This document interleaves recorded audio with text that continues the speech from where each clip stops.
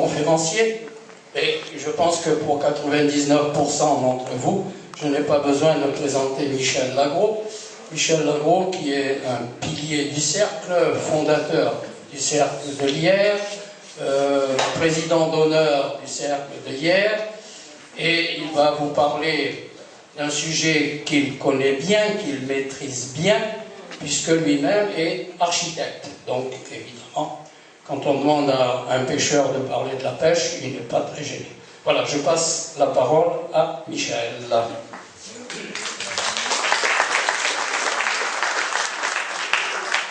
Bonsoir à tous, et laissez-moi vous dire d'abord le plaisir que j'ai à me retrouver une fois de plus en si bonne compagnie pour ce que je n'appellerai pas une conférence, mais plutôt une causerie. Vous savez que j'ai l'habitude de plutôt faire des causeries à bâton rompu, au cours desquelles vous pouvez parfaitement intervenir, questionner ou contester si vous en avez envie. Et je vais préciser un petit peu le sujet d'aujourd'hui. Il ne s'agit aucunement de faire une promenade touristique d'Alger, ni une visite des lieux. C'est plutôt suivre la jeunesse et raconter la saga d'une aventure tout à fait exceptionnelle. Exceptionnelle pourquoi? Nous vivons tous dans des villes qui ont été façonnées par au cours du temps, au cours des siècles, par des couches successives des strates de civilisation, et nous n'avons pas tellement conscience que le décor qui nous entoure est l'œuvre des générations. Et puis il y a le cas des villes qui sont sorties tout droit d'une volonté politique en peu d'années à partir de plans élaborés à l'avance, comme New Orleans, comme Brasilia, comme Chandigarh. Et entre ces deux expériences, entre ces deux formules, il y a l'histoire tout à fait particulière de la création d'Alger. Je corrige d'ailleurs un petit peu le titre qui a été affiché à l'entrée, parce qu'il s'agissait, arrivant à Alger en 1830, ont entamé une conquête militaire, mais la prise d'Alger s'est faite en peu de jours. Je ne dirais pas sans coup férir, parce qu'il y a eu une campagne militaire très active, mais la ville est pratiquement tombée intacte entre leurs mains en juillet 1830, et finalement elle était prise en main par un pays qui ne savait absolument pas quoi faire de sa conquête. En plus de ça, comme vous le savez, les régimes se sont succédés après la conquête, après que le général de Bourmont eut mis les pieds à Alger.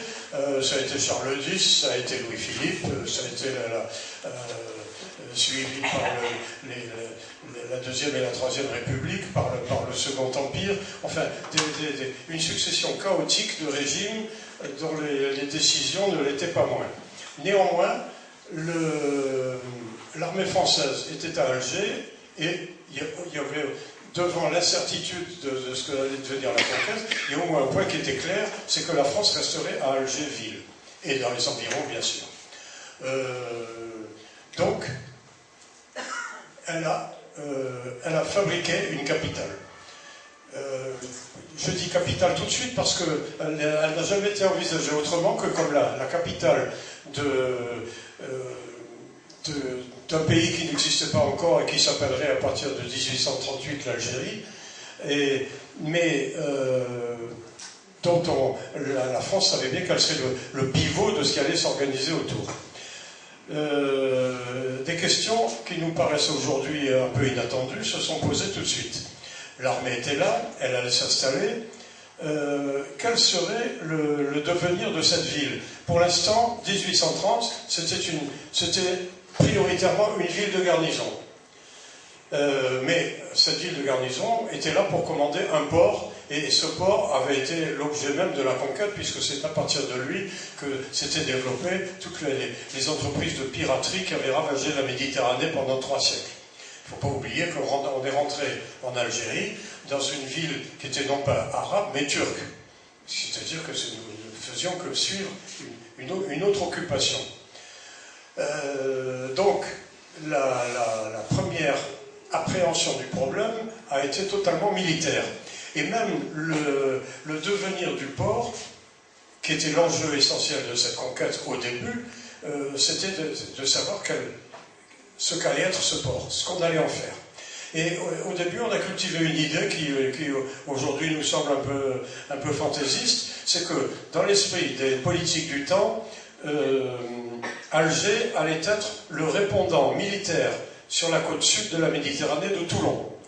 C'est-à-dire que Alger, si on veut résumer la situation du port d'Alger, c'est un port qui a des qualités marines assez médiocres, qui est dans une rade assez mal protégée, fermée par le cap Caxine d'un côté et par le cap Matifou de l'autre, ouverte à des bourrasques et des goûts de Bafagne assez violents, qui n'est pas un port en eau profonde, finalement un site qui avait surtout un intérêt par sa position géographique en Méditerranée. Les Turcs l'avaient très bien compris, qui ont verrouillé la Méditerranée par la piraterie à partir de deux capitales qui étaient Alger et Tripoli, mais surtout Alger. Les Français finalement ont pris la suite de cet état d'esprit, et au début, Alger était totalement une ville et un port militaire. Nous allons développer tout ça, je vous le dis tout de suite, je reviens sur les séquences que nous allons observer. Dans un premier temps, je vais vous faire un petit exposé historique de quelques instants. Ensuite, nous ferons une projection d'images qui appuieront les commentaires, et après la projection, on éteindra et on essayera d'en tirer les conclusions.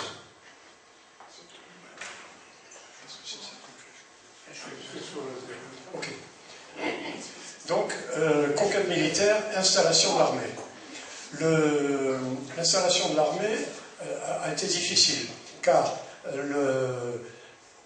elle s'est faite dans la ville même d'Alger. Alger était, et ça nous le verrons très bien sur les images de tout à l'heure, une ville coupée de la mer, sauf par une seule pénétrante qui donnait sur ce qu'on a appelé le Peñón, et une ville entièrement entourée de remparts, une ville totalement fortifiée, donc une ville fermée, avec une densité de population qui était déjà à l'époque une des plus fortes du monde, et avec des espaces de circulation presque inexistants, donc tout à fait impropre à l'installation d'une armée.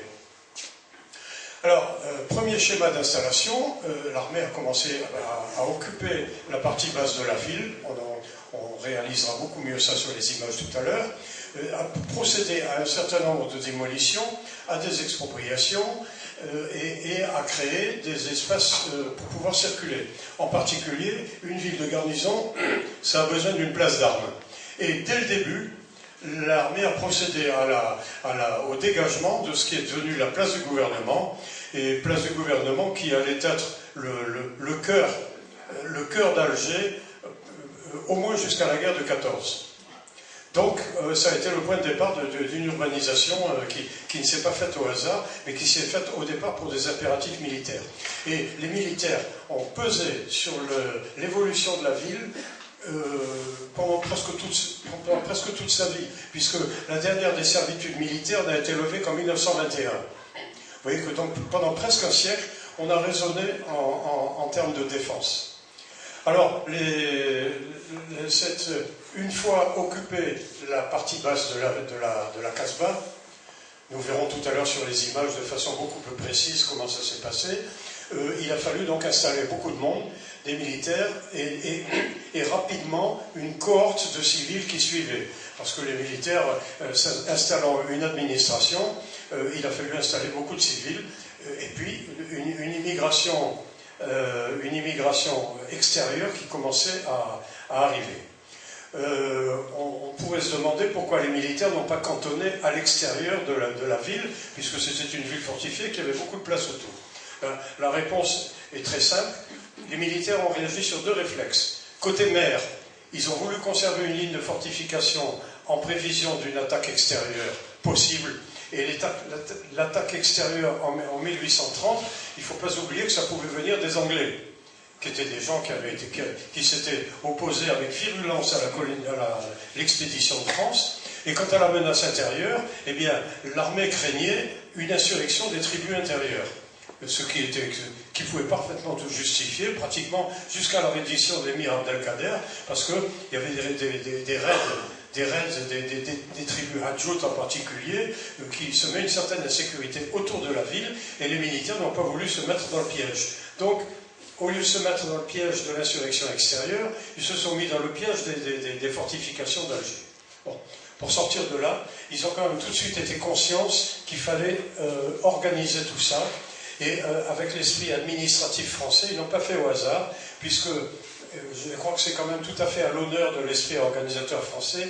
Dès 1832, on avait fait un plan d'urbanisme d'Alger, ce que nous appelons aujourd'hui un plan d'urbanisme. Ils avaient fait venir l'architecte, un certain Luvigny, qui a fait le premier plan d'organisation. Ce schéma devait prendre par la suite le nom qui est bien de l'époque et qu'on aurait peut-être pu garder de nos jours. Lorsqu'on faisait un plan de développement d'une cité, à l'époque on l'appelait le plan d'agrandissement et d'embellissement de la ville. Oui, c'est un très joli terme que nous n'osons pas reprendre, mais qui ne serait peut-être pas désagréable à entendre. Alors, évolution de toute cette cité. Elle a été à la fois foudroyante et relativement lente. Foudroyante, les chiffres le disent, c'est très simple. On est passé de la cité turque de 30 000 habitants au maximum, c'est-à-dire ce que nous appelons aujourd'hui faussement d'ailleurs la Casbah, jusqu'à la commune les communes du Grand Alger de 1962 avec 910 000 habitants. La progression extraordinaire. Le port, la surface du port, ça on en parlera sur les images, la surface du port des Turcs était d'environ 3 hectares. La surface des ports après agrandissement par les Français était de 330 hectares. C'est dire à quel point cette création a été extrêmement importante et finalement très rapide, puisque ça s'est passé en moins d'un siècle. Alors, comment a-t-on organisé tout ça? En pratique, on peut considérer qu'il y a 5 époques dans le développement d'Alger. Le premier, 1830, une installation militaire et faite avec véritablement le complexe des fortifications. De 1830 à 1846, les plans d'aménagement ont commencé à prendre de l'importance et on a, sous la pression de certains intellectuels qui s'intéressaient beaucoup à la question, de certains grands noms des architectes et des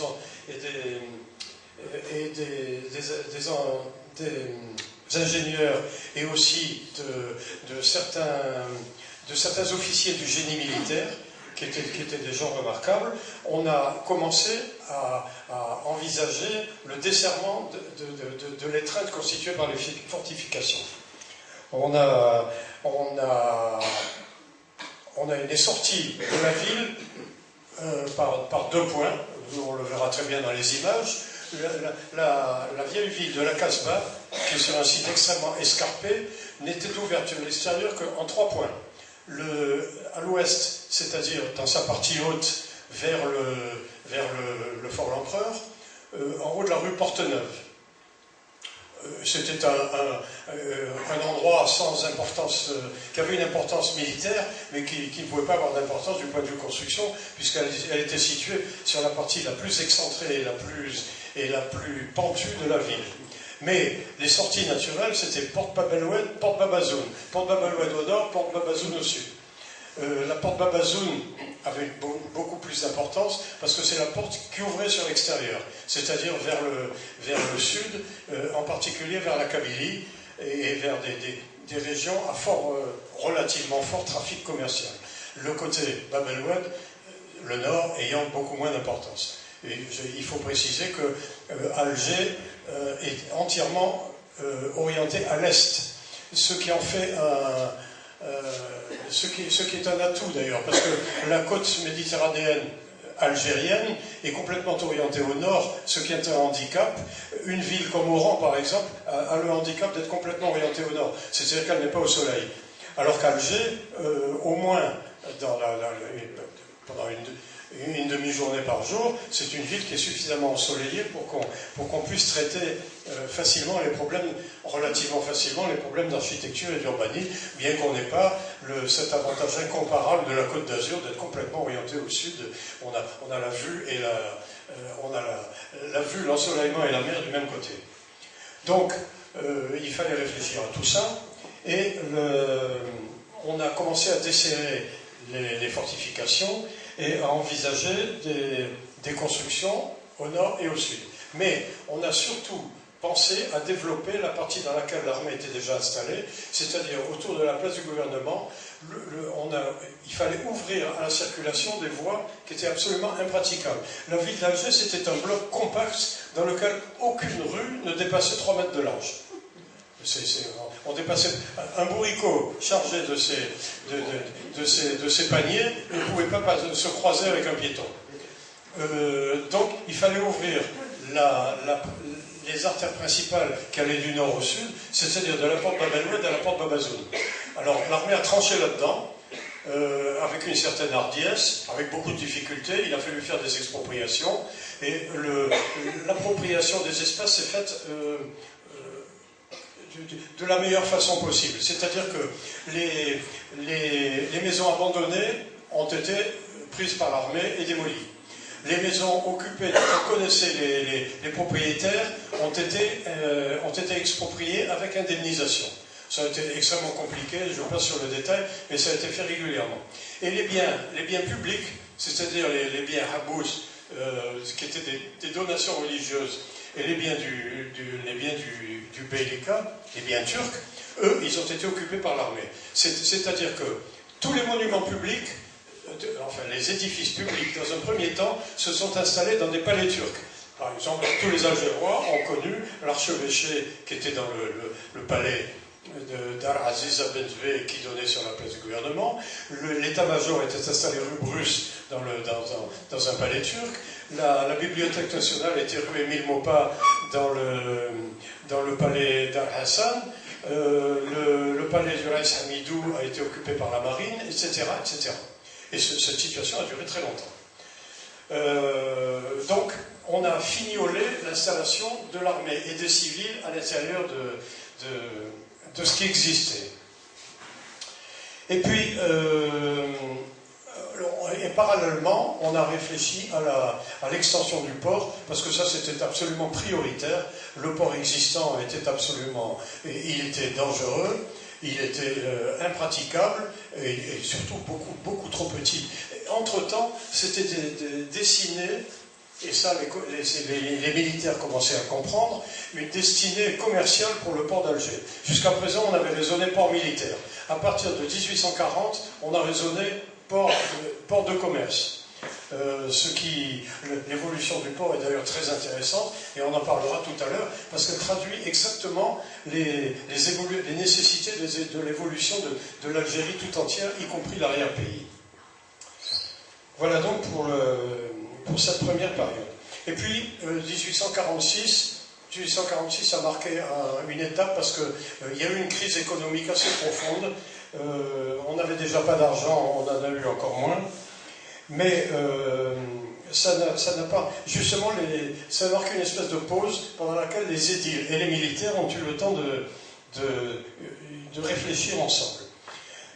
Ça a été l'époque où on a, parallèlement à cette traversée nord-sud qui s'appelait la rue Babazoun et la rue Bab el-Oued, on a fait une voie parallèle qui était la rue de la Lyre et la rue Randon, avec l'objectif de la compléter par un marché, par la construction d'une synagogue, et à l'époque, on avait même pensé en faire un quartier résidentiel avec des hôtels, ce qui n'a pas eu de suite. Et puis, dans un bel élan d'optimisme, ce qui a bien, une petite chose, mais qui a bien montré la foi de ces gens-là dans l'avenir de l'Algérie, c'est qu'en 1853, déjà, alors qu'on était à peine sorti des remparts, on construisait l'Opéra d'Alger. C'est comme une construction prioritaire. 1853. On en reparlera tout à l'heure. Et puis, donc, on a commencé à lancer ces projets et on s'est mis à réfléchir surtout sur le devenir du front de mer. Car, on verra tout à l'heure sur les images, la situation d'Alger par rapport à la mer n'est pas favorable du tout. Elle est presque, c'est une ville qui, dans sa partie primitive, est située presque au sommet d'une falaise. Elle est coupée de la mer, sauf à la perpendiculaire de sa jetée. Il fallait donc en faire quelque chose.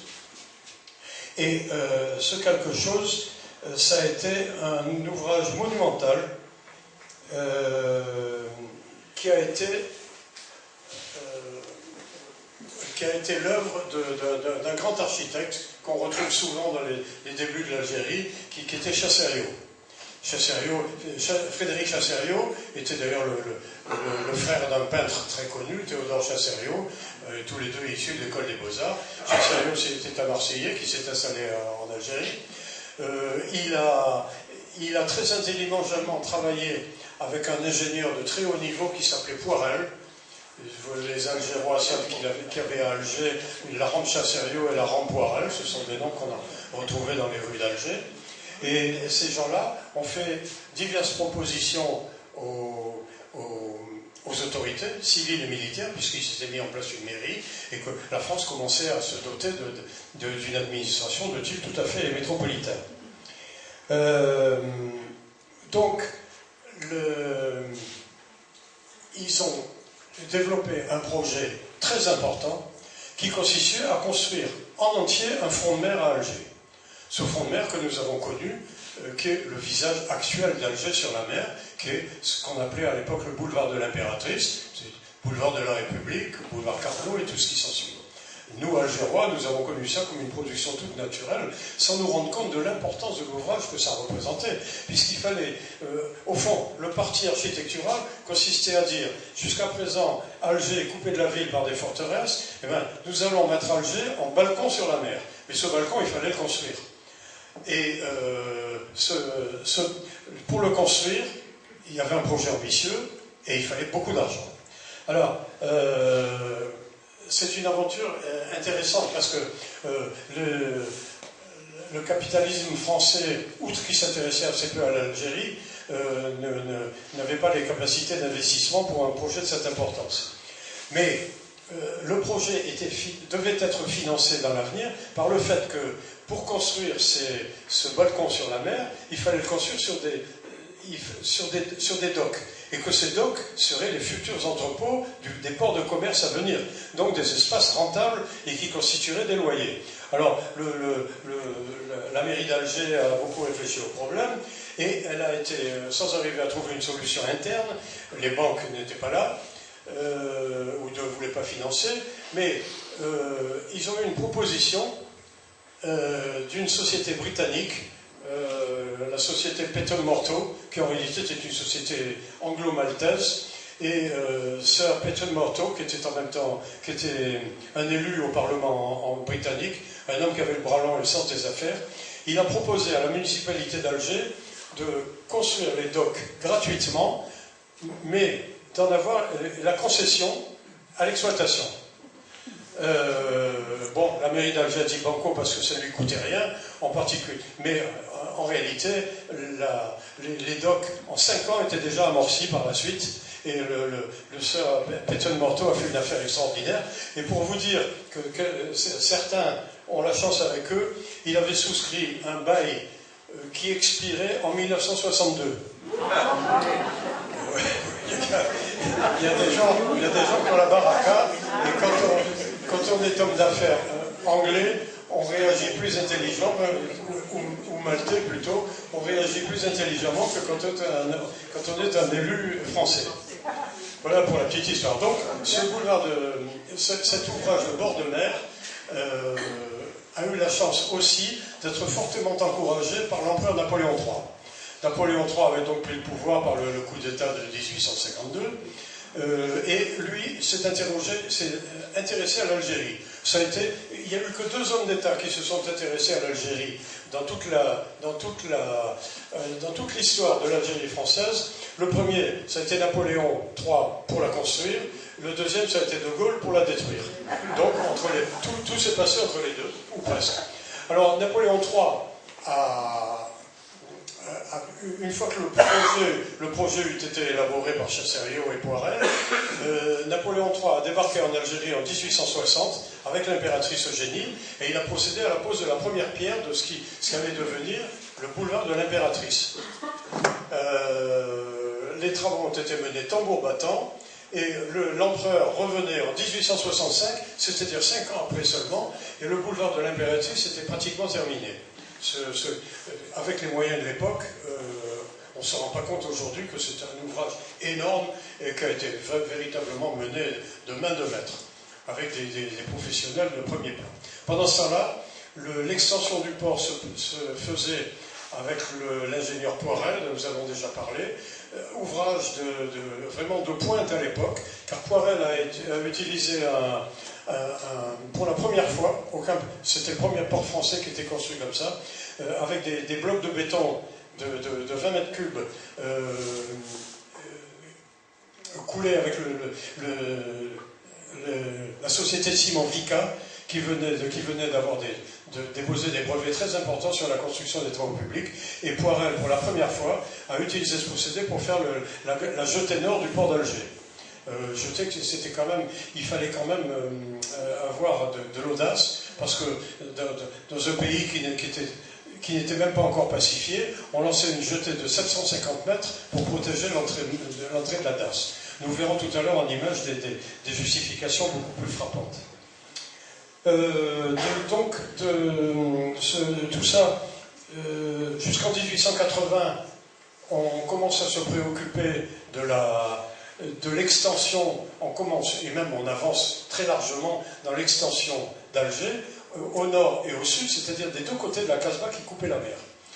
Au nord, Bab el-Oued, au sud, Mustapha. Je parle de Mustapha d'ailleurs, car Mustapha, c'est-à-dire les quartiers bourgeois actuels, rue d'Isly, rue Michelet, jusqu'au Champ de Manœuvre et compagnie, ça n'était pas Alger, c'était Mustapha. À tel point qu'en 1871, il y a eu un décret d'ailleurs désastreux qui a séparé la commune de Mustapha de la commune d'Alger. Et les deux communes ne sont réunies qu'en 1904. Très mauvaise affaire parce que du point de vue aménagement, quand il faut dépenser de l'argent, les deux communes se renvoient la balle, et quand il faut profiter des embellissements, chacun essaye de le faire payer par l'autre. Donc c'était une chicaya constante entre Mustapha et Alger de 1871 jusqu'en 1904. Néanmoins, l'extension de la ville se faisait spectaculairement vers le sud, et comme les militaires avaient pesaient toujours largement par leur servitude militaire dans l'exploitation des terrains, ça a donné lieu à un urbanisme assez catastrophique parce que les espaces étaient réduits et la ville, au lieu de se développer normalement le long des courbes de niveau près de la mer, elle a escaladé la colline en donnant lieu à des fantaisies urbanistiques comme par exemple le jardin Marengo, les tournants Rovigo. Ce qui est une aberration du point de vue de la circulation, et si la spéculation n'avait pas été bridée par les servitudes militaires, on aurait pu faire beaucoup mieux. Enfin, ça n'a quand même pas empêché l'extension de la ville vers le sud. Alger a connu 40 ans de formidable crise immobilière. La demande était beaucoup plus forte que l'offre, à tout point de vue, les militaires, les civils, les administratifs, les étrangers, les touristes qui existaient. Et donc on a été là-dedans, pas tout à fait dans l'anarchie, mais quand même dans les contraintes. Et puis aussi, on a constamment manqué d'argent. Alger n'a jamais eu assez d'argent pour se développer. La partie nord, s'est développé aussi, c'est-à-dire le faubourg Bab el-Oued, beaucoup plus difficilement, parce que d'abord le relief était plus difficile, mais Bab el-Oued bénéficiait d'une caractéristique matérielle qui était importante, c'est que Bab el-Oued avait une carrière de pierre très importante, la cantera, qui a fait venir d'ailleurs beaucoup de monde d'Espagne. Les carriers espagnols ont été les premiers à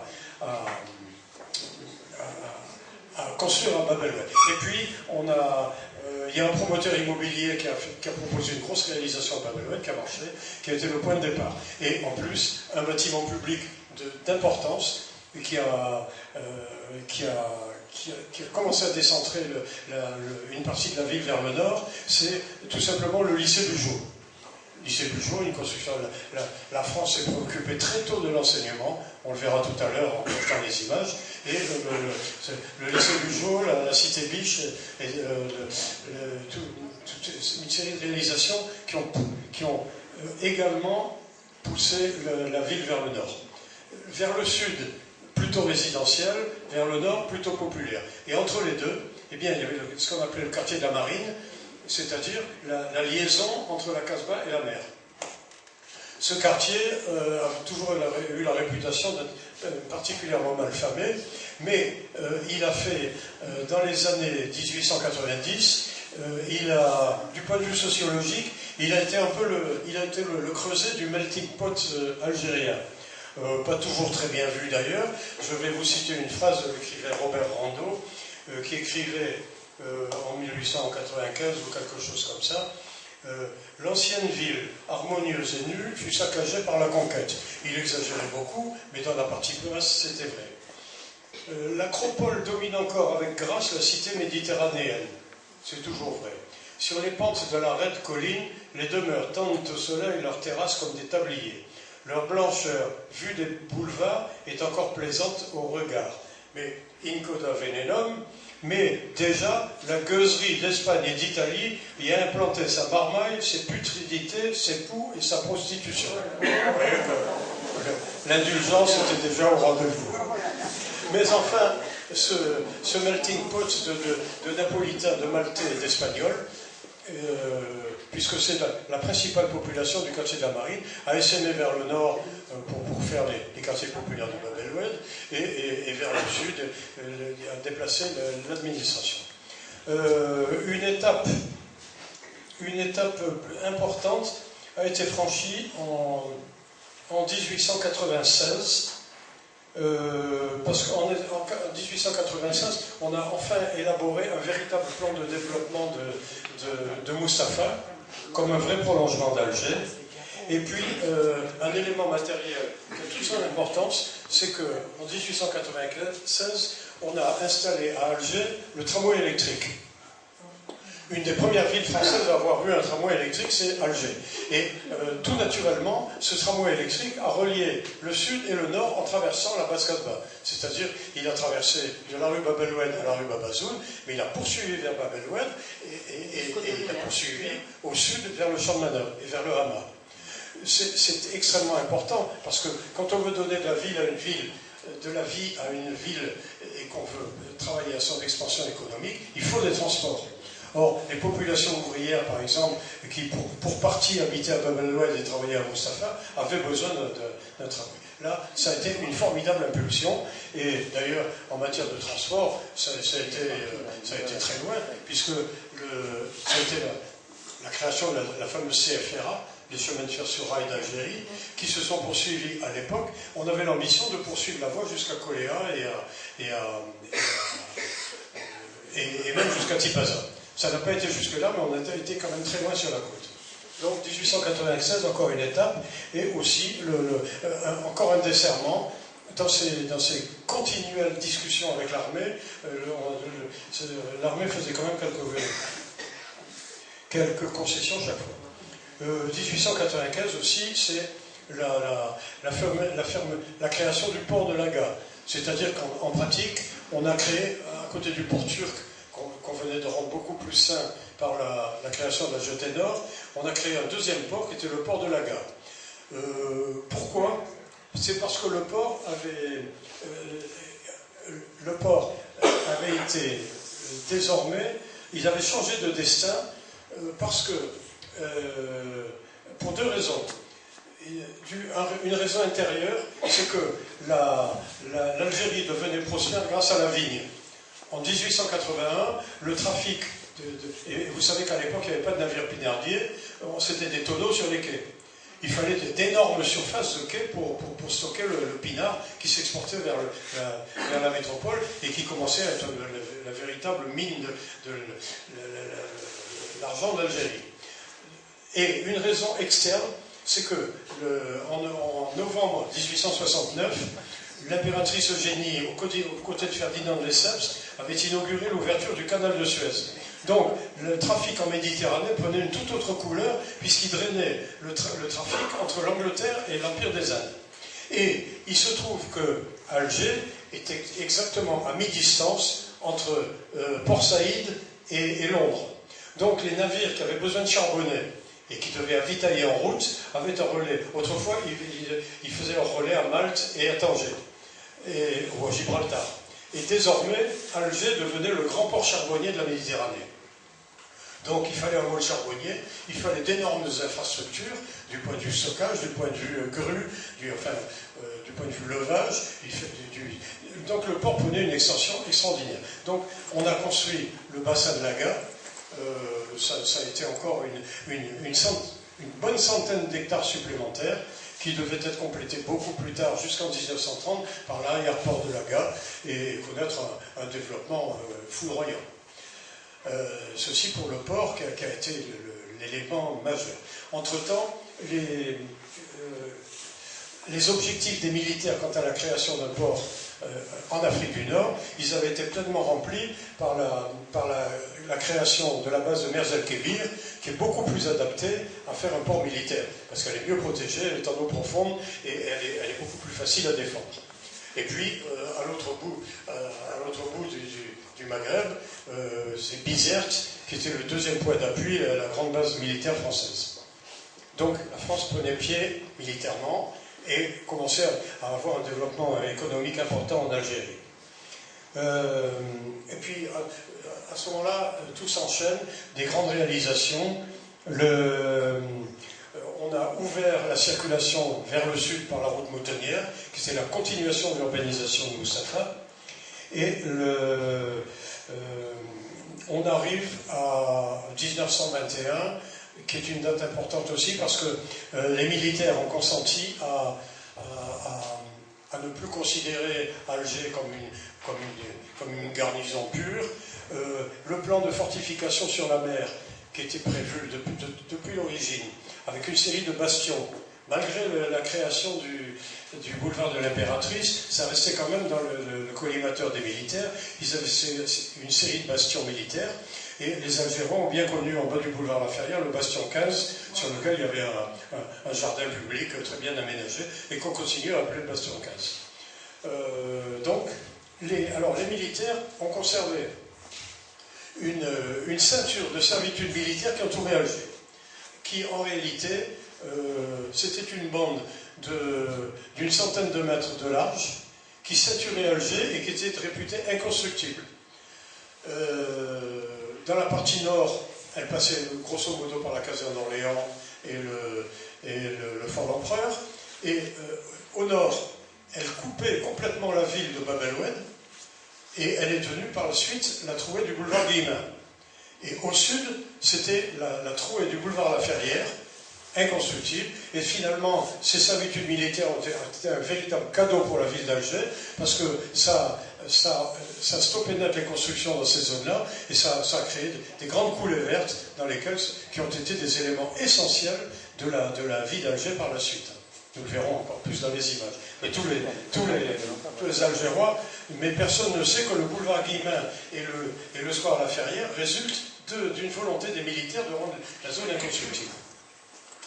Voilà, on arrive donc, alors la ville s'étend, comme s'étendrait n'importe quelle ville métropolitaine, elle part à l'assaut des collines, parce que les quartiers sont devenus résidentiels, essentiellement au-dessus de Mustapha, et on a même pensé en faire une grande ville touristique, parce que entre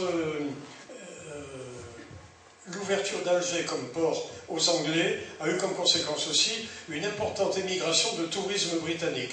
Les touristes britanniques qui venaient soigner leur tuberculose ou leur spleen en Égypte venaient désormais à Alger.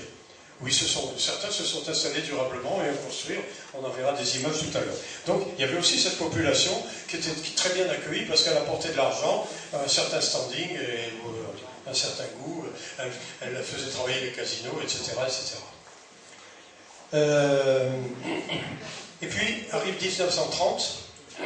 1930, année de crise pour l'Europe, année de crise majeure qui était partie des États-Unis en 1929, comme tout le monde le sait, mais qui n'avait pas encore atteint l'Algérie. Par contre, pour l'Algérie, ça a été une période, une année extraordinairement faste, parce qu'on a voulu célébrer avec le maximum de faste, justement, le centenaire de la conquête, 1830-1930, voyage du président de la République, et le pendant intéressant de tout ça, c'est que ça a donné lieu à tout un tas de réalisations concrètes, dont la plus spectaculaire a été la construction du bâtiment du gouvernement général.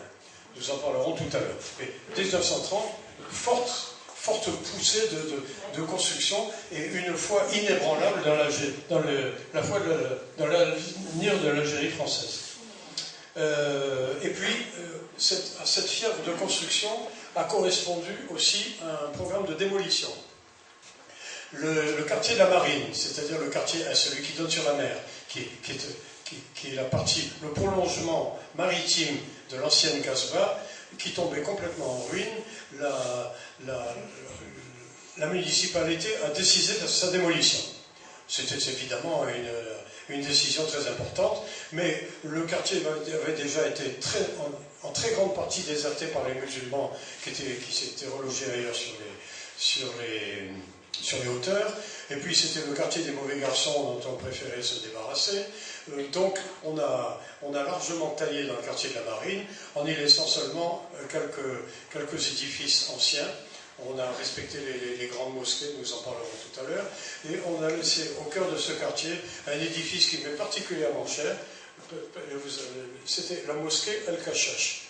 Alors, vous allez me demander pourquoi la mosquée El-Kashash peut être particulièrement fière, parce que pour ne rien vous cacher, je ne suis pas musulman, mais dans la mosquée El-Kashash, on avait installé l'école des Beaux-Arts.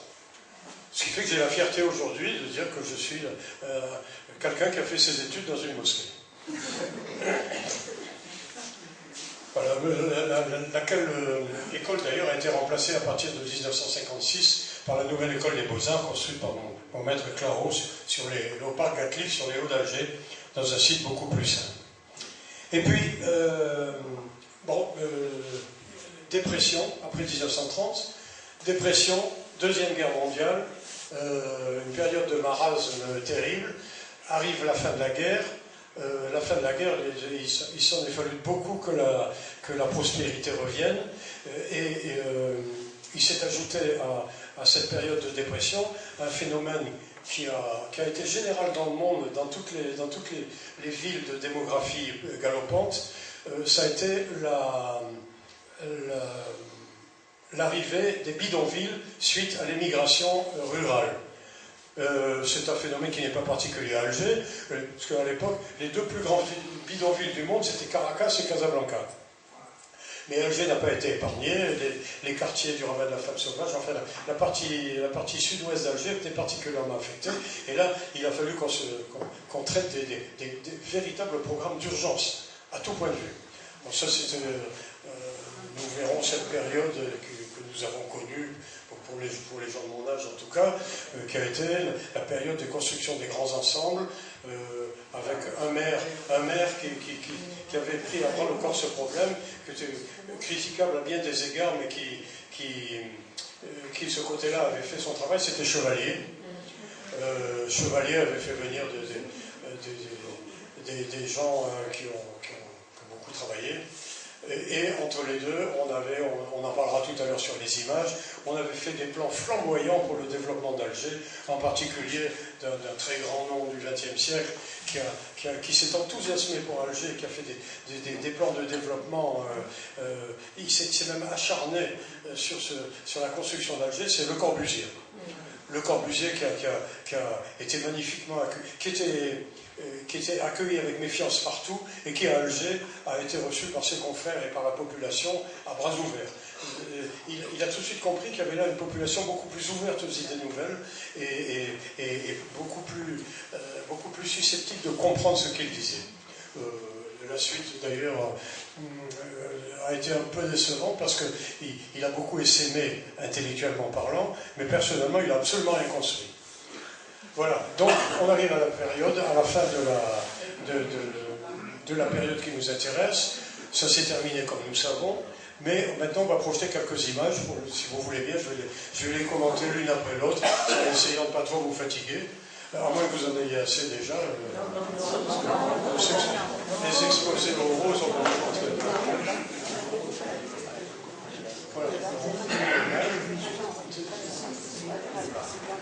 Voilà, alors voilà un plan sommaire qui représente un schéma de la structure de la Casbah. En bas, le port, avec la jetée, et le port turc. Ce qui est dénominé, ce qui est appelé Casbah dans le haut de l'image, c'est la véritable Casbah. Parce que la Casbah, c'est un nom que lui ont donné les Français. C'est pas une Casbah. La Casbah, ça veut dire la forteresse en arabe. Donc, c'est seulement la partie fortifiée d'origine dans laquelle il y avait le dé qui s'appelle la Casbah. Tout le reste, c'est une médina, mais c'est pas la Casbah.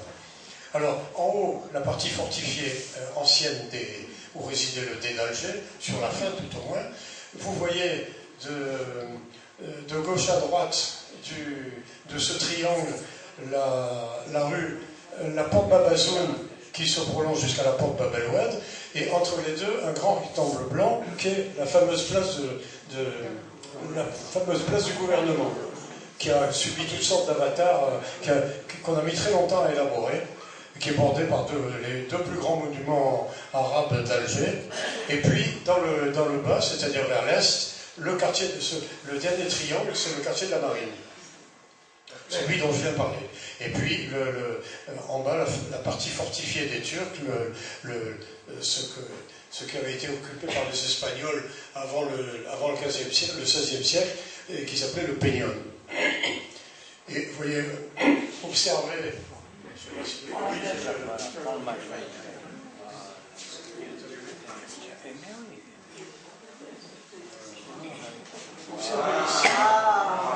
Observez l'emprise du port turc. 3 hectares.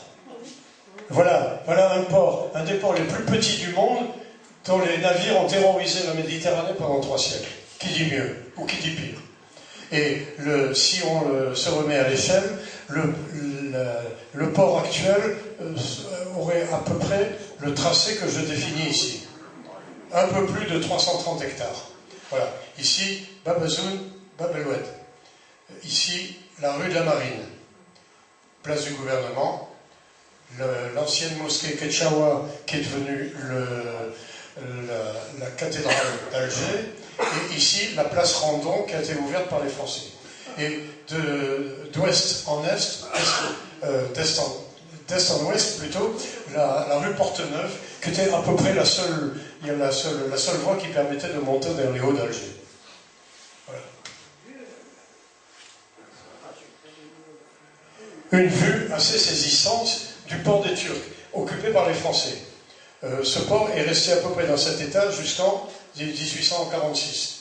Le grand môle qui l'a prolongé à partir de 1846 était construit sur ce tracé. Vous voyez l'entassement des navires. Or, les Français ont reçu un sérieux avertissement pendant l'occupation de ce port, qui était rempli de navires de guerre français.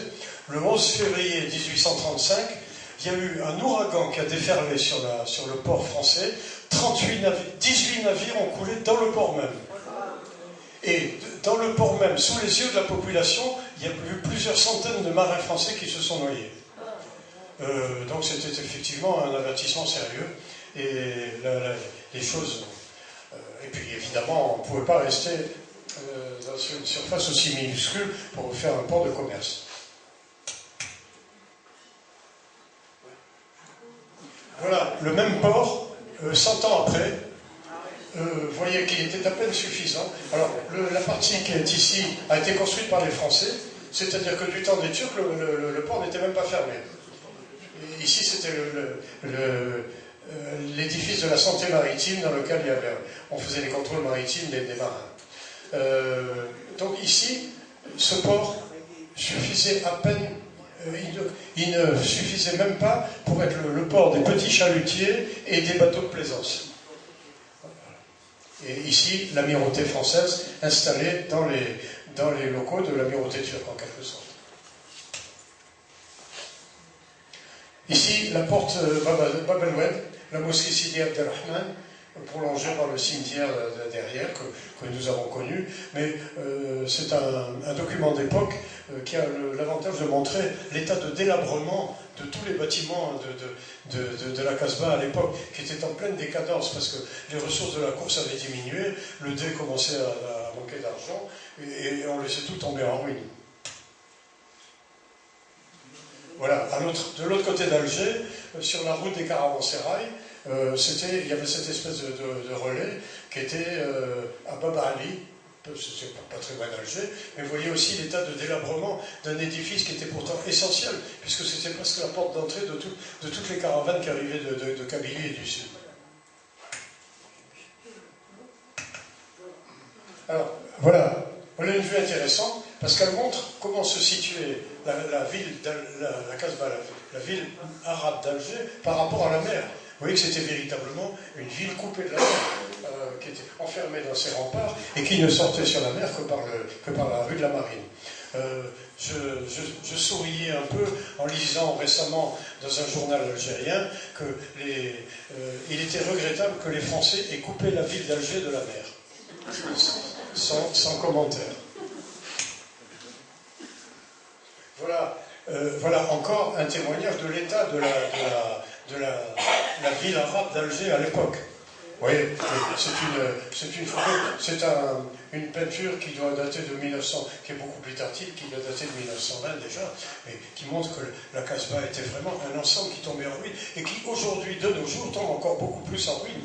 La Casbah est aux 2 tiers détruite.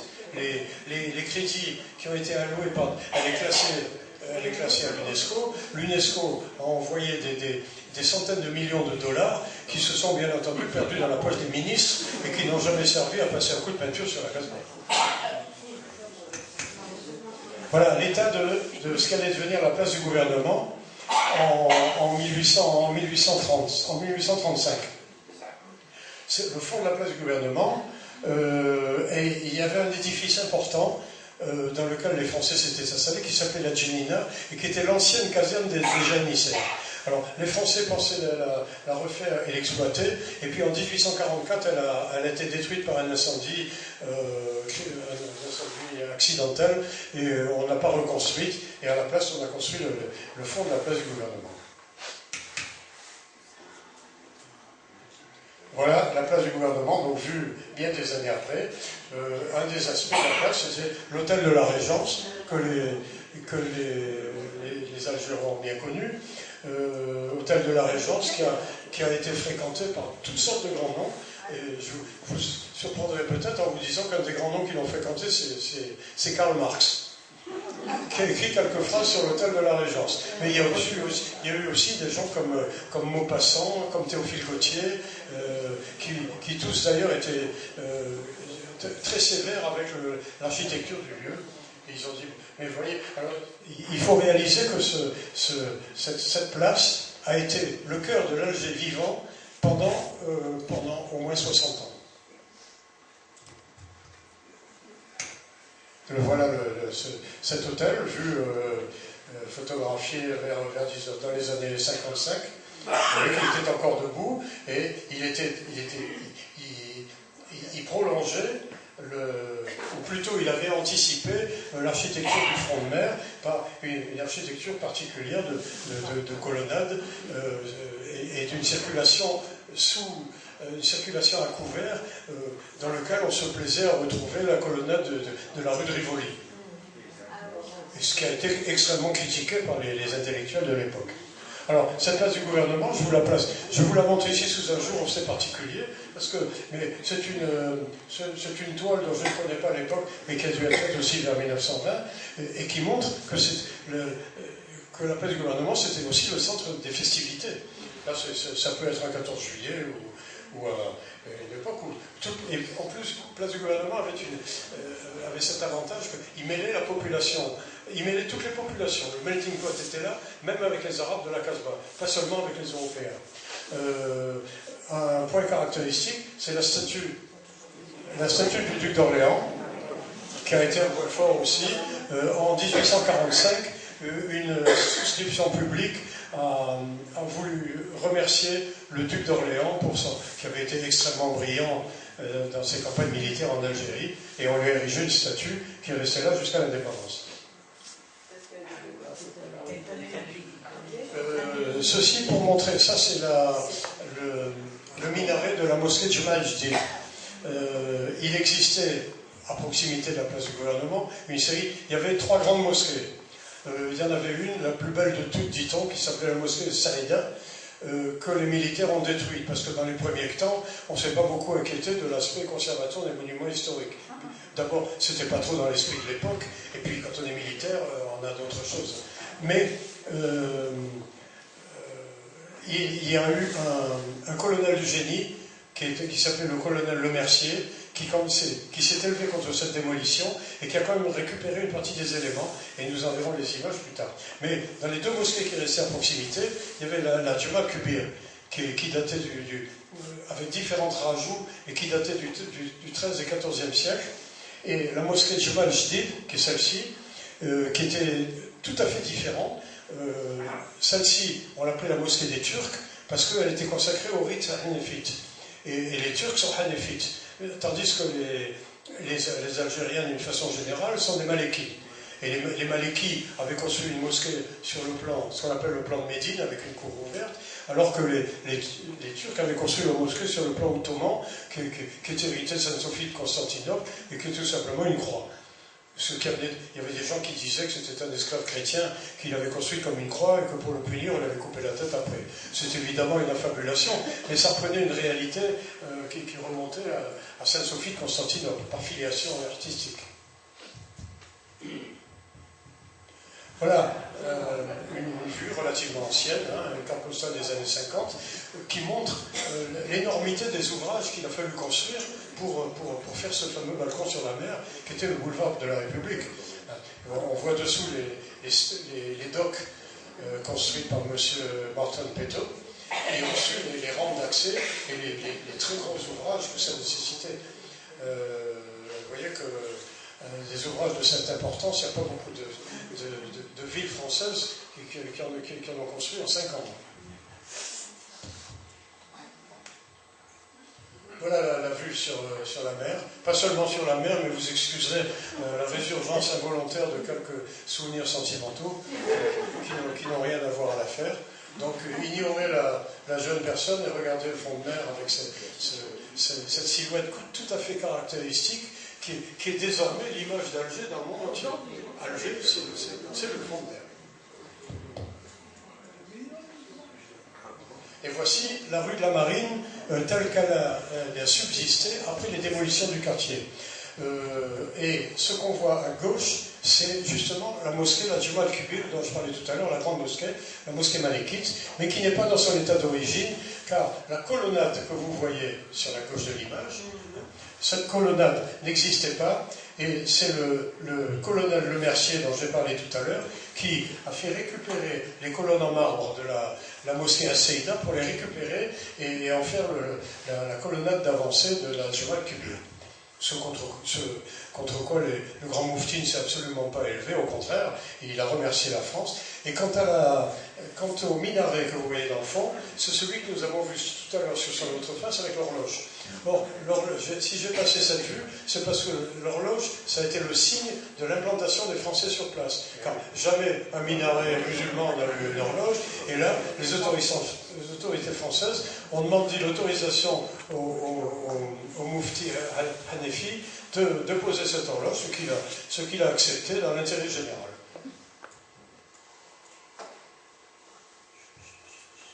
Voilà, ce fameux front de mer, vous voyez, c'est vraiment Alger-la-Blanche.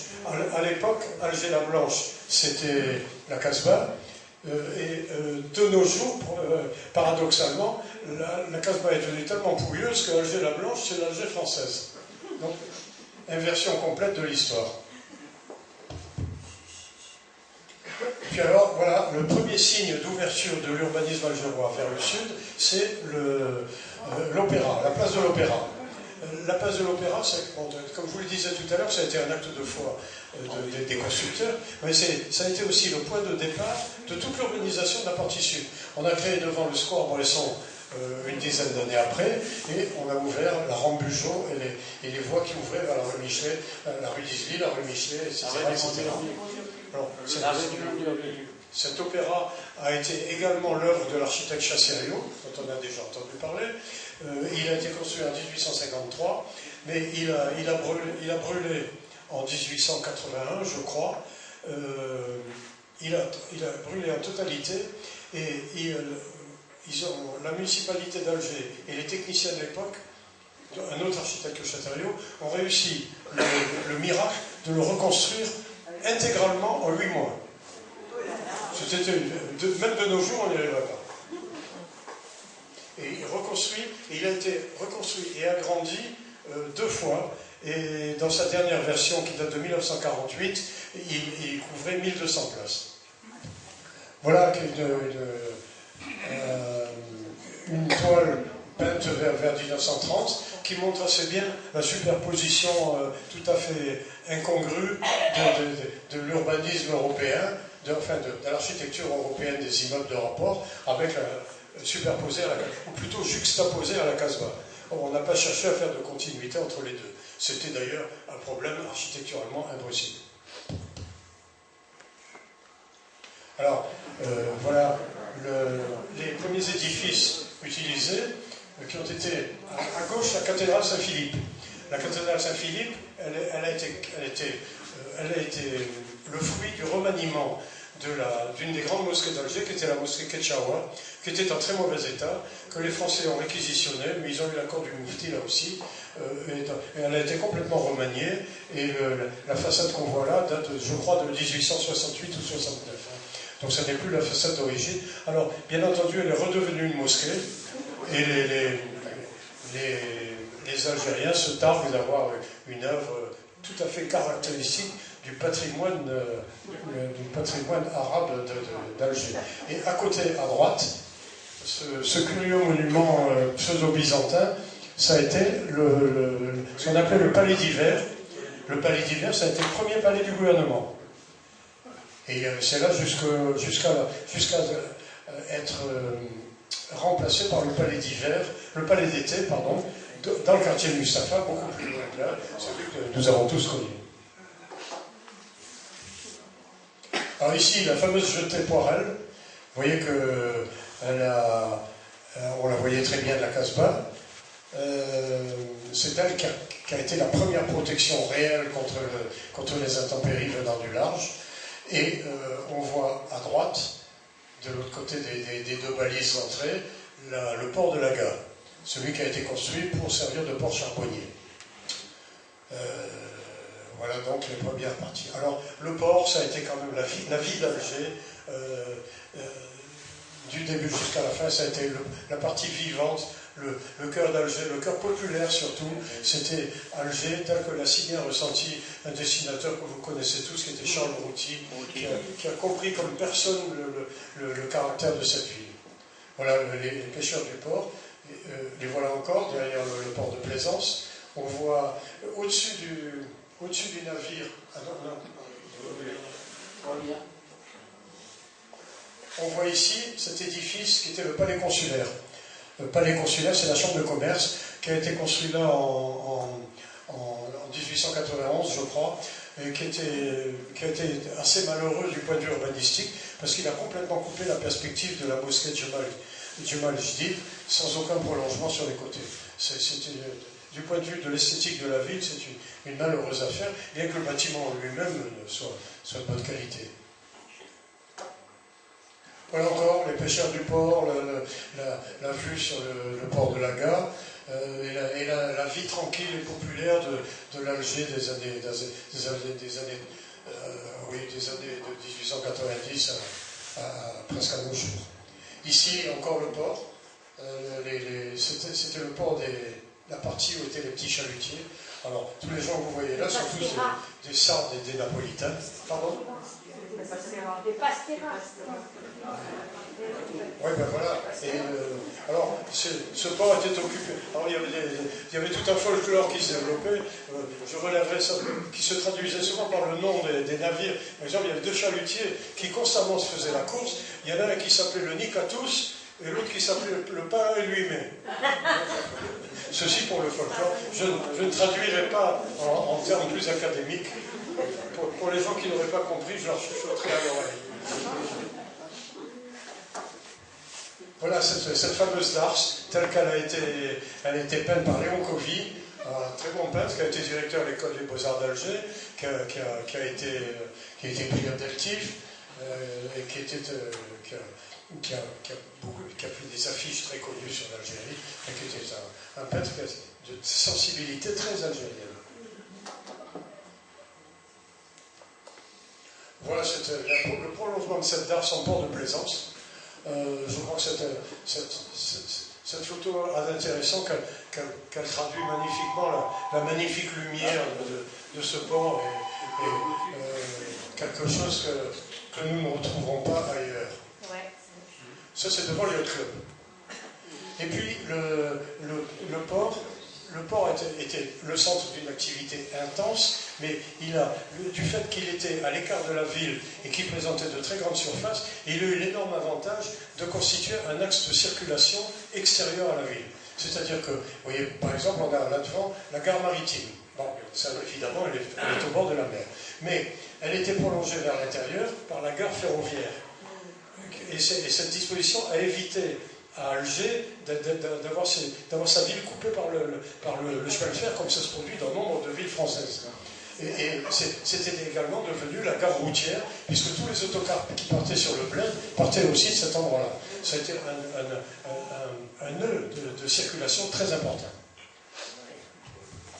Le voilà encore, toujours par Léon Covy, un peu plus tard. Vous voyez, les autocars de 1935 et 1938,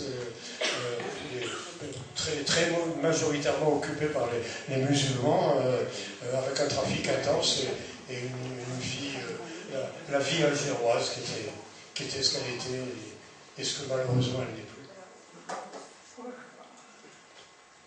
Et le port, c'est avec vous voyez, la construction des enrochements par des blocs artificiels en béton, technique qui a fait ses preuves, qui était toute nouvelle à l'époque, qui était l'œuvre de Poirel, qui a nécessité des travaux gigantesques et dont la partie circulable était devenue un peu la plage d'Alger. Il y avait là, cette vue est prise juste derrière le Rowing Club, et nous étions beaucoup à aller, tous les jours de beau temps, à aller manger notre sandwich au bord de la mer à cet endroit-là. L'endroit était tellement typique que Charles Brouty l'a dessiné. Il en a très bien saisi l'esprit. Ici, il est photographié de l'autre côté par rapport à le croquis était inversé par rapport. Et puis Charles Brouty encore, parce qu'il nous restitue parfaitement bien ce qu'a été la rue Babazoun.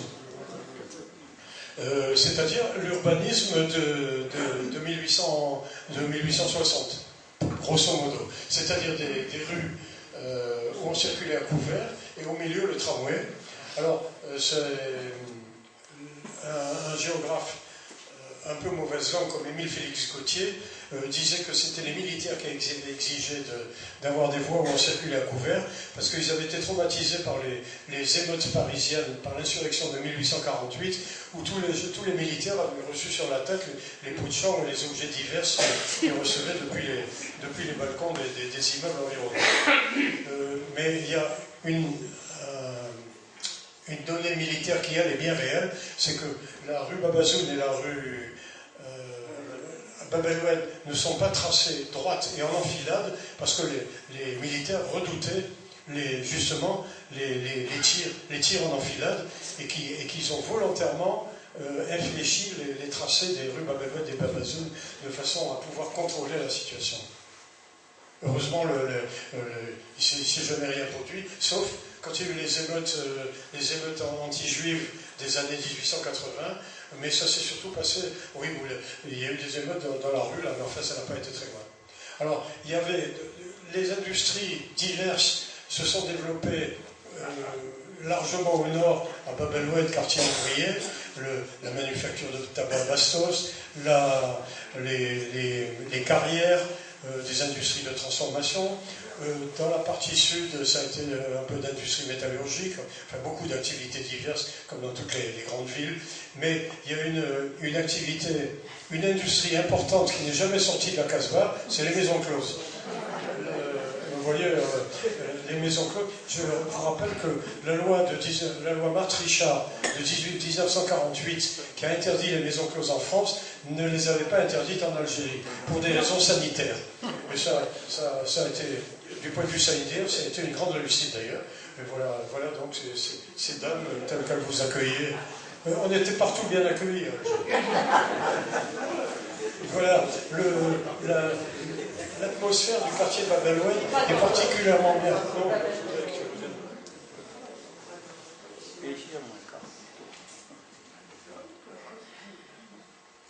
Vous voyez ici un croquis de Charles Brouty sur un petit coin de Bab el-Oued.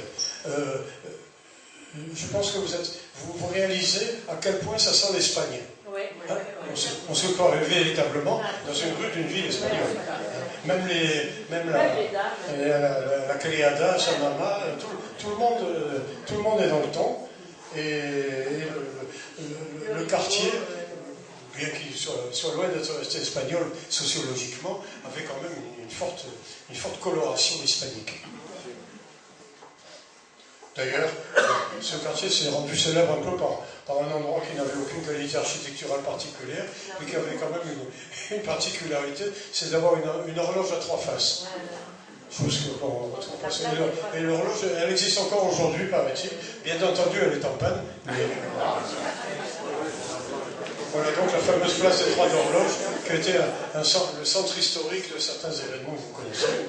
Alors, voilà, une vue prise du quartier du Clos Salombier, grosso modo. Voilà une vue d'Alger telle qu'elle s'était développée dans sa partie sud, dans les années... après l'indépendance. On voit l'hôtel Orissa, qui est la grande construction en haut à gauche, et qui a été construite par les Algériens après l'indépendance. Mais dans tout le reste, on voit, vous voyez la Casbah dans le fond, qui est la Casbah. La ville d'Alger d'origine, c'est ça. Et la moitié de la ville d'Alger qui a suivi, c'est ça. Je crois que c'est assez. On n'a pas besoin de statistiques pour comprendre la situation. Aussi, d'ailleurs, la photo prise du même endroit, mais dans l'autre sens, c'est-à-dire vers le sud, vers la route moutonnière.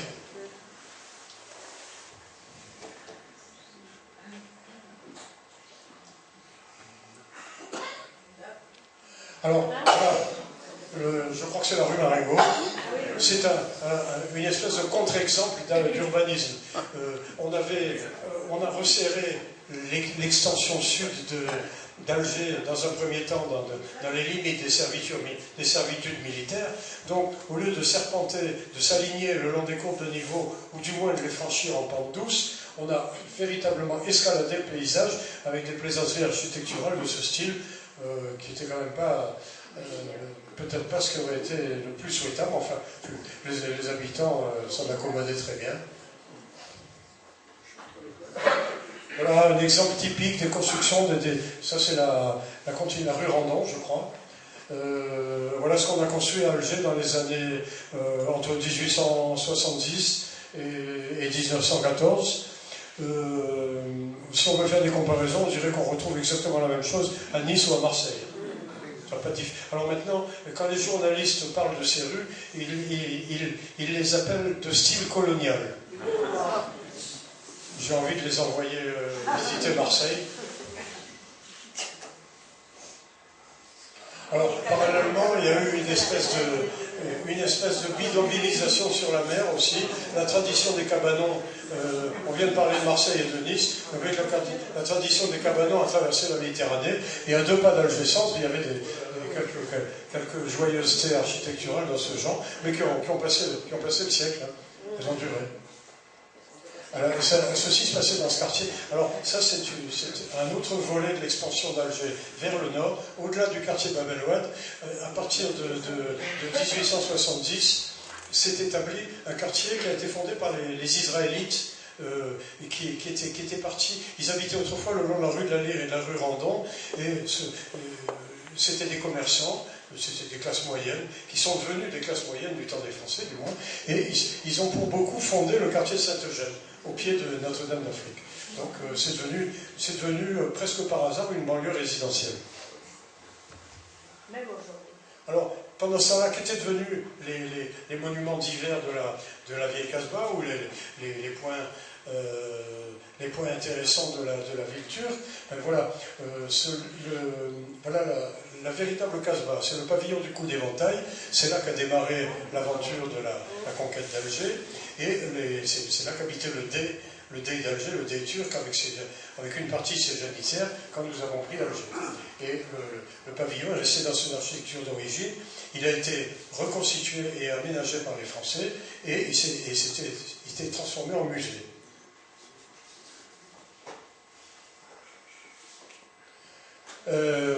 Parallèlement, dans les années 30,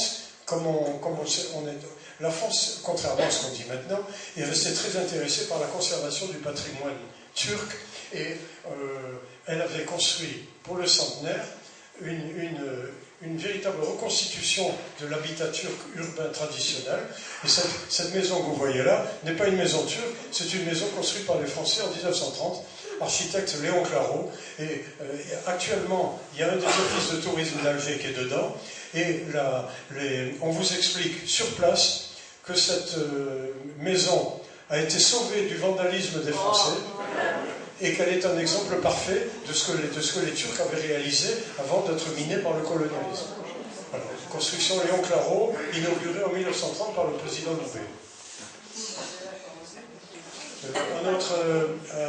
Un palais caractéristique d'Alger qui était resté en assez bon état et que les Français ont très bien reconstitué aussi, c'est le palais du Bardo, le musée du Bardo. Alger était assez riche en musées, puisqu'elle avait un grand musée des Beaux-Arts, construit aussi en 1930, dont nous allons parler. Elle avait transformé le musée du Bardo en musée de paléontologie et d'ethnologie, particulièrement consacré au Sahara. Nous avons vu tout à l'heure le pavillon du coup d'éventail transformé en musée de la conquête. Donc c'est quand même une ville qui culturellement était très riche dès le départ. Un autre signe de cette mentalité, c'est qu'à partir de 1904, le gouverneur Jonard, qui a été le seul des 53 gouverneurs d'Algérie qui était né. Ça mérite d'être mentionné au passage. Il a pris l'initiative de fonder un prix artistique de l'Algérie, qui était le pendant du prix de Rome, ou le pendant du prix de la Villa Alcaraz en Espagne. Et ça a été une très grande réussite, puisque se sont succédés des peintres, presque tous métropolitains, qui sont venus peindre, et c'était la fameuse villa Abdeltif. Abdeltif qui était au sud d'Alger, dans un ancien palais qui avait été racheté à une grande famille d'Alger qui était la famille Mahidine. Et puis la France, non seulement a respecté quand elle l'a pu les monuments traditionnels, mais elle en a rajouté un peu, puisque l'édifice qu'on voit à droite, c'est la médersa d'Alger. La médersa, c'est une espèce d'université coranique, si on veut, et la France, dérogeant d'ailleurs à ses principes républicains, l'a construite aux frais de l'État pour les oulémas. Ce qu'elle est en train de faire à l'heure actuelle dans la France hexagonale. Alors, se posait à l'époque un débat architectural. Nous allons en reparler. Mais à partir des années 30, il y a une véritable vague de modernisme qui s'est développée dans les esprits, tant des politiques que des professionnels, et même du public. Et un des exemples, ça a été cet édifice qui était le foyer civique. C'était l'espèce de palais du peuple construite sous le cartel des gauches en 1931, et architecte Léon Clairaut. Et cet édifice avait le mérite aussi d'être une espèce de synthèse du savoir-faire de tous les artistes algériens. Il y avait des sculpteurs, il y avait Bouviol, il y avait Covy, il y avait Bernasconi, une série de peintres, Fernès, une série de peintres qui ont fait des fresques à l'intérieur, et il est encore aujourd'hui considéré, étant d'abord sous l'influence d'un grand architecte français qui a été Auguste Perret, et dont Léon Clairaut avait été très non pas l'élève, était un peu le disciple, et il avait construit déjà dans cet esprit.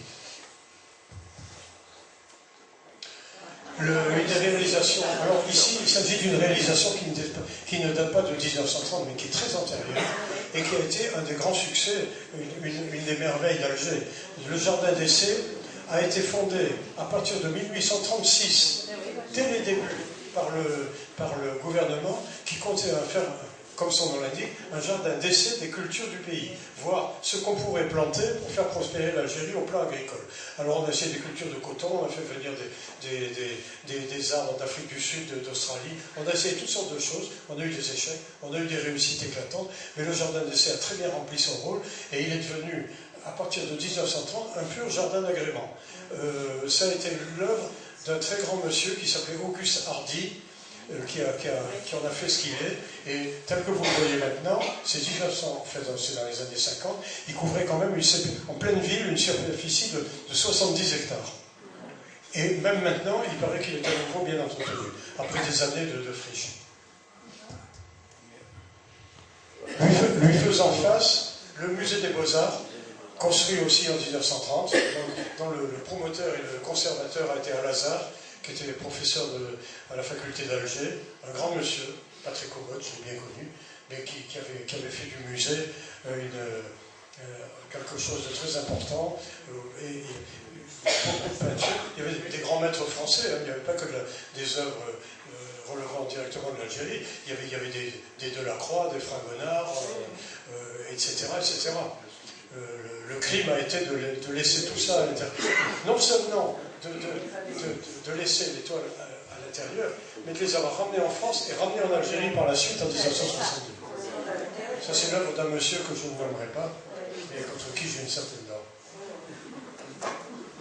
Alors, voilà comment a été exploitée la Trou et la Ferrière, dont je signalais tout à l'heure l'origine, c'est-à-dire les servitudes militaires. Elle a été exploitée en 1930 avec la construction d'un monument tout à fait unique, qui est le gouvernement général. Le gouvernement général a été construit en 1930, donc avec Guy Auchin comme architecte. Guy Auchin, ça a été aussi toute une dynastie d'architectes algérois qui ont fait du bon travail. Et cet édifice, à l'époque, c'était le plus moderne et le plus grand des bâtiments administratifs français. À l'époque où la France ne construisait rien parce qu'elle était en crise, on construisait ce magnifique édifice qui existe toujours, bien entendu. Et puis parallèlement, pour célébrer aussi la conquête, on a fait le monument aux morts. Monument aux morts dont l'auteur est Paul Landowski, un grand sculpteur, qui est aussi... Il a construit la même année le grand Christ du Corcovado, le Cristo Redentor de Rio de Janeiro, la même année. Alors, ce monument qui n'existe plus, parce qu'il a été coulé dans le béton par les voyous du FLN. Et puis cette grande Trou et la Ferrière, la voici, on aurait le gouvernement général à gauche, et puis en bas des édifices d'un esprit tout à fait discutable, parce que le gouverneur général Jonard avait imaginé d'imposer aux urbanistes et aux architectes une espèce de style de compromis avec l'architecture musulmane traditionnelle. Ce qui était une idée ridicule qui ne correspondait à aucune possibilité, à aucune synthèse possible, puisque le programme était différent, rien ne pouvait s'adapter. Alors, il a des résultats comme monstres sympathiques, comme la Grande Poste, qui maintenant est considérée comme emblématique pour tout le monde, et qui est évidemment l'objet d'une nostalgie sentimentale pour tous les Algérois, mais qui est loin d'être une réussite architecturale. Alors, dans les édifices religieux, évidemment, la fameuse Notre-Dame d'Afrique, qui est une basilique qui a été construite un peu dans la même foulée. C'était la grande époque où en France on a construit Fourvière, Paris, etc. Et ça a été l'œuvre du cardinal Pavie, Monseigneur Pavie, qui en a entrepris la construction en 1856. Il s'est d'ailleurs ruiné, il est mort complètement ruiné avec des procès, ça s'est terminé très mal pour lui. Et il a été inauguré en 1872 par Monseigneur Lavigerie. Donc c'était deux très grands religieux qui ont présidé à sa construction. Et actuellement, après des années de déshérence, elle a fait l'objet d'une souscription en France et elle a été réhabilitée. Notre-Dame d'Afrique, dite Madame d'Afrique. Et puis, la dernière de la descendance des édifices religieux construits en Algérie, qui pour presque tous ont été des églises de village. Et là, c'est la basilique construite cette fois à Moussafa, enfin rue d'Isly, qui a été construite en 1951 par Hervé et Le Couteur, deux architectes parisiens, avec des formes évidemment qui ne pouvaient être faites qu'en béton armé. Un paraboloïde hyperbolique, pour ne rien vous cacher. Et puis, dans la foulée de ces tentatives d'architecture religieuse, Monseigneur Pavie avait fait entreprendre aussi, et mené à bien, la construction du grand séminaire de Kouba. Grand séminaire de Kouba qui a été très important dans l'histoire de l'Algérie, parce que c'est lui qui a formé les Pères Blancs. Les Pères Blancs qui ont été sévés dans tout le Sahara et dans toute l'Algérie, et qui sont tous sortis du grand séminaire de Kouba, édifice qui était resté en parfait état jusqu'à l'indépendance, avec ce style pseudo-byzantin qui était de mise à l'époque. Mais les grands édifices construits après le lycée Bugeaud, ça comprenait aussi l'université d'Alger, qui est aussi une histoire fabuleuse, parce qu'à partir de 1857, on avait déjà fait à Alger une école de médecine. Qui n'est devenue faculté qu'en 1881. Enfin, l'histoire de la faculté d'Alger, c'est en soi-même quelque chose de passionnant, mais ça a été pris. L'enseignement supérieur a été l'objet de tous les soins dès le début, 1857, alors que l'Algérie, on venait de finir la pacification de toute l'Algérie en 1852, avec la prise de la Gouette, et voilà qu'on se lance. Non, 52, c'est l'Ichériden, non? Non. Oui, c'est la boîte, oui. 57. Oui. Heureusement qu'il y a un professeur d'histoire qui corrige mes sottises. Et donc, vous voyez, on était dans un territoire qui était à peine conquis, on se lançait déjà dans la construction d'une des plus grandes universités françaises, qui a connu véritablement son ère de gloire par la suite. Elle a été poursuivie par un institut d'études nucléaires, un institut d'études sahariennes et météorologiques tout à fait particulière. Il y a eu une faculté d'arabe qui a sa notoriété, qui a subsisté à l'intérieur même du monde arabe, avec des personnalités comme William Marcet, auquel on a rendu compte, on a rendu hommage 100 ans après, à Paris, à l'Institut du monde arabe, par exemple. C'est dire que ça n'était quand même pas rien. Enfin, voilà les débuts et l'université d'Alger. Et ça, projet de 1883. Et puis, les grands envolées de Le Corbusier. Arrivent les années 30, le quartier de la Marine est démoli, mais on ne sait pas trop ce qu'on va en faire, et Le Corbusier, passionné par la ville d'Alger, a débarqué, et il a pondu de nombreux projets. Il venait de visiter Rio de Janeiro, il avait été très bien accueilli au Brésil, il avait formé des gens comme Niemeyer, et il a transposé son enthousiasme sur Alger. Il a retrouvé à Alger la lumière, l'enthousiasme et les structures, même géographiques, qu'il avait connues au Brésil. Donc il y a trouvé aussi un véritable symbole. Il voyait dans l'avancée de la pointe de la Marine le symbole, le phare donnant sur l'Afrique, saluant l'Occident, la porte d'entrée de l'Europe sur l'Afrique. Donc il voulait signaler ça avec un immeuble d'une quarantaine d'étages, avec un projet extrêmement ambitieux, avec des voiries, enfin tout ça était extrêmement bien étudié, mais il va de soi qu'un projet aussi ambitieux, ça demandait, c'était d'abord un véritable choc culturel pour des édiles. Vous imaginez le maire et les conseillers municipaux à qui on demande d'avaliser un tel projet, ils ont quand même un mouvement de recul. Et puis aussi les moyens financiers qu'ils ne pouvaient pas suivre à l'époque. Ça date de 1934 ou 1935. Ça a été suivi de très nombreux plans. Alors, Le Corbusier n'a jamais rien construit, mais en Algérie, il a fécondé toute une génération d'architectes. Il a été reçu avec enthousiasme par des gens, j'en ai connu beaucoup,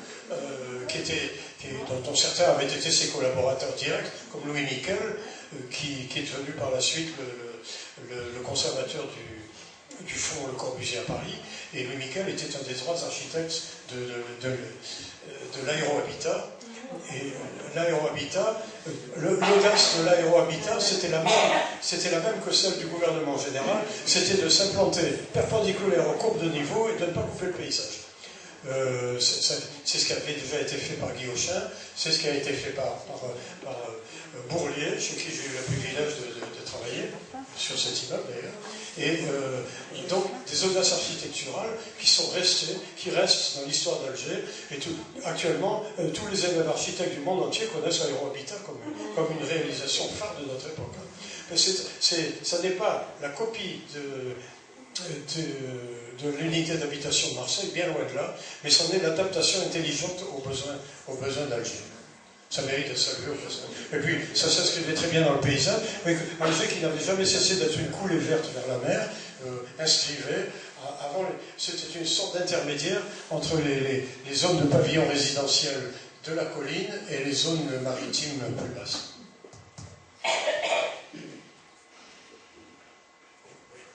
Et puis, alors, arrive l'après-guerre. Dont d'ailleurs l'aérohabitat fait partie, mais l'après-guerre, ça a été les cités d'urgence. D'abord les cités d'urgence pour résorber les bidonvilles. Ensuite, des cités, dans un deuxième stade, de l'habitat pérenne pour loger des populations qui ne cessaient de croître, et des populations aussi bien, alors cette fois, aussi bien indigènes qu'européennes, avec une stratégie de mélange qui a plus ou moins marché, mais qui était dans les volontés du... Alors, le maire a fait venir pour ça un architecte connu en Provence, qui est Pouillon, Fernand Pouillon, qui était un fiefé escroc, il faut bien le dire, mais qui était un type qui avait une sensibilité méditerranéenne et des conceptions architecturales très intéressantes. Alors, il était malheureusement allié à une mafia d'affaires qui a fait importer la pierre de Provence pour construire Alger. C'était pas forcément la solution économiquement la plus intéressante, mais il n'empêche qu'il a réalisé des cités intéressantes, qui ont bien vieilli et qui ont été réalisées dans des conditions techniques tout à fait intéressantes, mais qui ont coûté très cher. Alors voilà, il prenait un petit peu le contre-pied des écoles Perret, des écoles Corbusier. Et puis, je veux parler de la sensibilité méditerranéenne de Pouillon. Il avait dans ses architectures des ouvertures sur la mer qui étaient quand même sympathiques et qui correspondent, qui savaient absorber la lumière méditerranéenne. Et puis, sur une échelle formidablement plus importante, la cité de Climat de France, qu'il appelait la cité des 200 colonnes, qui a été construite en 1 an et demi, tout à fait au nord d'Alger, dans la vallée des Consuls. Si je peux me permettre de continuer.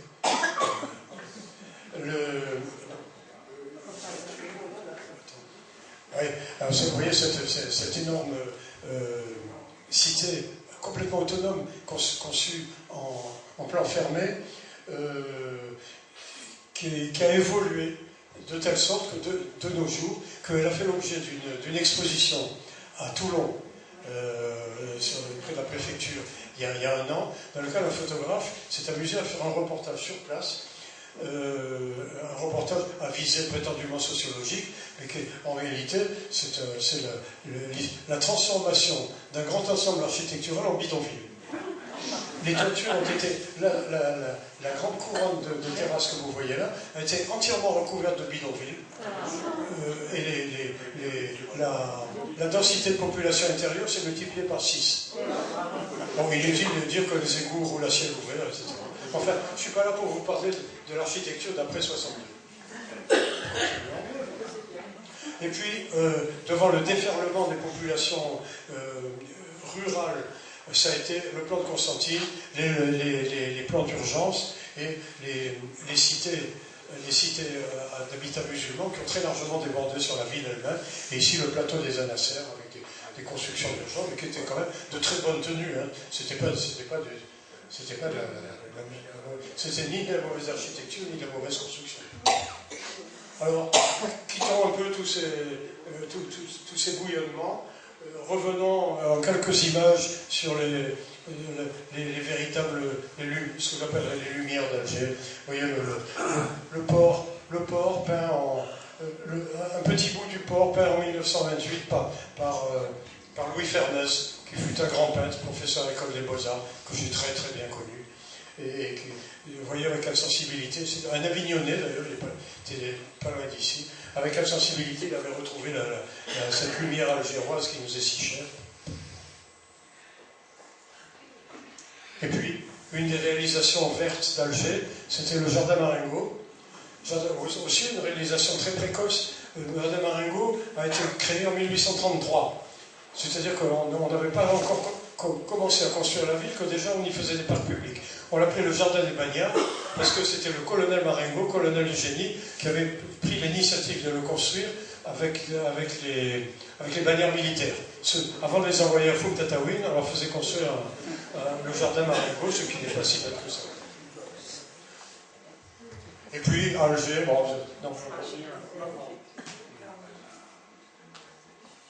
Alger, c'était la vie de tous les jours, c'était les marchés. Hein. Il y avait à Alger, il y avait 3 grands marchés, le marché Clausel, le marché Randon, le marché Messonnier. Il y en a peut-être eu d'autres que j'oublie, mais dans ces 3 marchés, c'était le mélange des populations. Marché de Babel-Oued aussi. Mais... je sens que vous allez m'en citer 25. Je m'arrête prudemment en confessant mon ignorance ou mes trous de mémoire. Et bon, j'ai mis cette photo simplement parce qu'elle reflète une ambiance. C'était les femmes arabes, c'était les femmes françaises, c'était une vie, c'était quand même le témoignage que la vie des musulmans n'avait pas du tout été détruite par l'arrivée des Français. C'est quand même une chose à signaler au passage.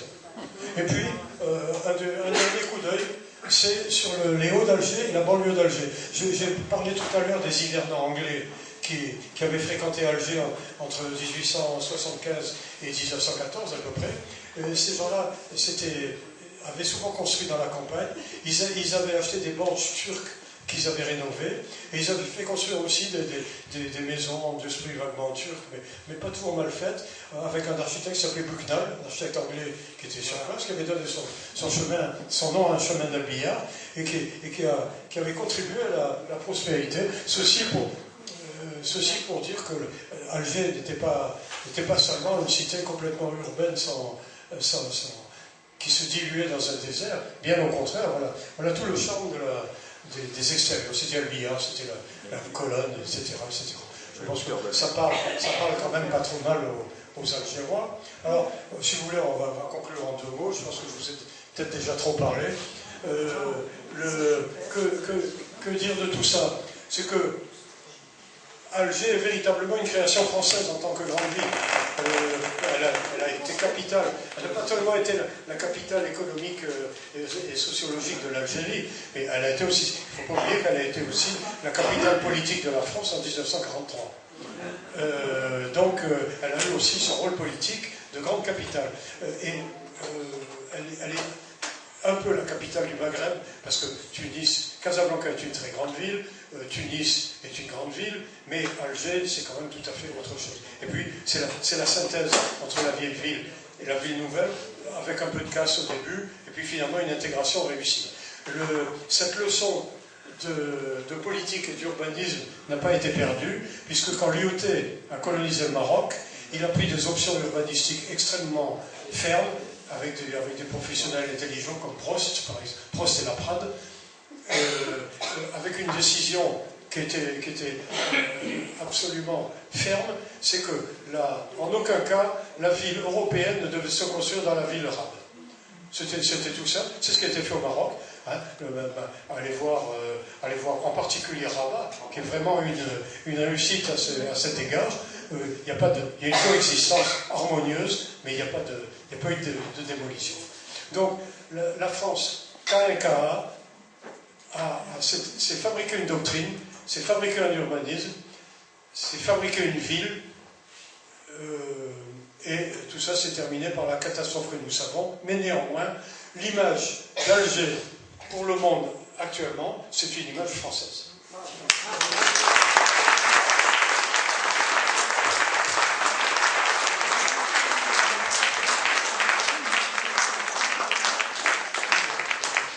Voilà, je crois que nous pouvons remercier Michel Lagros. Ce soir, nous avons eu affaire à 3 conférenciers.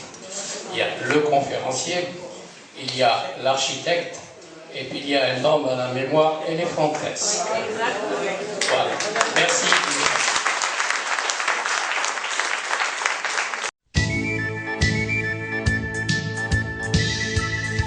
Tu n'as pas vu comme elle est blanche, la capitale de chez nous. Quand le soir, elle se penche, mirant son flanc sur les flots doux. Et là-haut, dans les pins sous les branches, regarde-la d'un œil jaloux, car jamais nulle cité ne fut si bien partagée que la capitale de chez nous. Alger, dans un décor splendide, en gradins étagés, sous un beau ciel limpide, c'est là qu'est notre Alger. Nulle ville du monde n'a de si beaux attraits, couché au bord de l'onde, sous un soleil doré. Et ceux qui l'ont vu en sont revenus en murmurant tout est perdu. Tu n'as pas vu comme elle est blanche, la capitale de chez nous. Quand le soir, elle se penche, mirant son flanc sur les flots doux. Et là-haut, dans les pins sous les branches, regarde-la d'un œil jaloux, car jamais nulle cité ne fut si bien partagée que la capitale de chez nous. Alger, toutes les villes de France ont un certain cachet, dans celle de Provence que celle de Franche-Comté, mais aucune d'entre elles n'a d'aspect si touchant. La nôtre est la plus belle, sous son climat charmant. Quand on a goûté sa douce beauté, on est pris pour l'éternité. Tu n'as pas vu comme elle est blanche, la capitale de chez nous. Quand le soir, elle se penche, mirant son flanc sur les flots doux.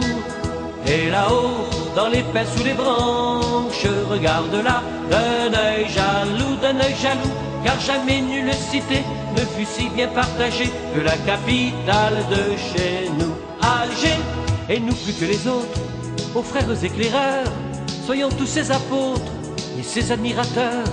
Nous qui scoutons sans cesse dans ces bois, dans ces champs, passant notre jeunesse à redire ces chants. Car de sur la terre, tout ce que je vénère, oui c'est Alger que je préfère. Tu n'as pas vu comme elle est blanche, la capitale de chez nous. Quand le soir, elle se penche, mirant son flanc sur les flots doux. Et là-haut, dans les pins sous les branches, regarde-la d'un œil jaloux, car jamais nulle cité ne fut si bien partagée que la capitale de chez nous. Alger, je t'aimerai toujours, ville de mes amours, c'est vrai, mais je ne vieillirai près de toi, malgré moi.